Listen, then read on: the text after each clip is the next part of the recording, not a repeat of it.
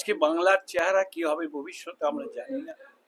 মুর্শিদাবাদ এবং মালদাতে যে ঘটনা ঘটেছে, আগামী দিন যে সেটা গড়িয়ে অন্য জায়গায় আসবে না কেউ বলতে পারে না।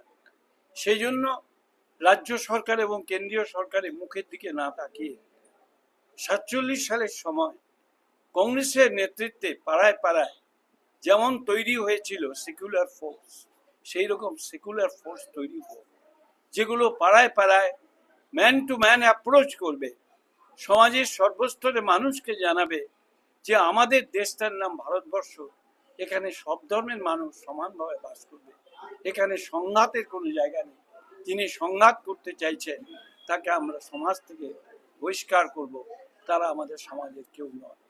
এই মানসিকতা নিয়ে যদি আমরা সব সম্প্রদায়ের মানুষ পরস্পরকে আলিঙ্গন করে মিছিল করি, আমরা যদি একসঙ্গে ওঠা বসা করি, কাজ করি, মানুষকে বোঝায়, তাহলে রাজ্য সরকারই হোক কেন্দ্রীয় সরকারই হোক, যে প্ররোচনায় দিক, যে দলই প্ররোচনা দিক না কেন, তারা কেউ কিছু করতে পারবে না।